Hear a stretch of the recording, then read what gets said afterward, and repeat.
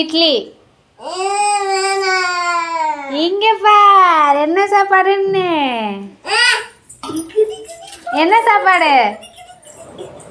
காலையில் டிஃபன் வந்து சேமியா தாங்க, சிம்பிளாக முடிச்சிட்டேன். மாவு இல்லை. ஆஃப்டர்நூன் லஞ்சுக்கு வந்து மஷ்ரூம் பிரியாணி கேட்டிருந்தாங்க பிள்ளைங்க, அதனால் அவங்களுக்காக செஞ்சுட்டேன்.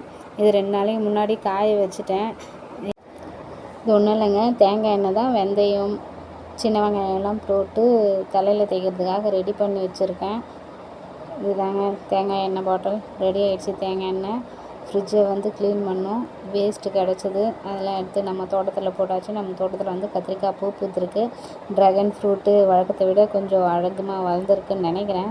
நம்ம குழந்தைக்கு ஸ்நாக்ஸை கொடுத்துட்டு மிஷினில் துணியும் போட்டுட்டு பால் வந்தால் பொங்க போயிட்டு பாலை தேய்ச்சி பாலை எடுத்து வச்சுட்டு க்ளீன் பண்ணி வச்சாச்சு.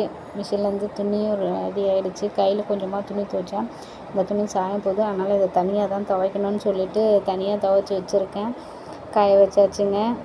அப்புறம் கையில் துவைச்ச துணி வழக்கம் போல் நம்ம பாப்பா வந்து ஹெல்ப் பண்ணுவாங்க. இன்றைக்கி ஹெல்ப் பண்ணிட்டாங்க. அவங்க இல்லைன்னா நம்மளால் எந்த வேலையும் செய்ய முடியாதுங்க. பாருங்கள் நம்மளுக்கு எப்படி ஹெல்ப் பண்ணுறாங்கன்னு சொல்லிட்டு துணியை காய வச்சிட்டாங்க, எடுத்துகிட்டு வந்தாச்சுங்க.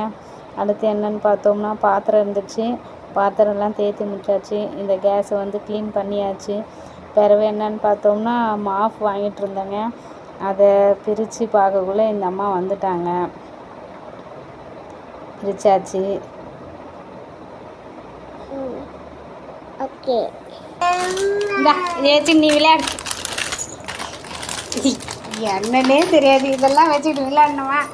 அவங்க விளையாடுவாங்க எதை கொடுத்தாலும். இன்னைக்கு டியூஸ்டேன்றதுனால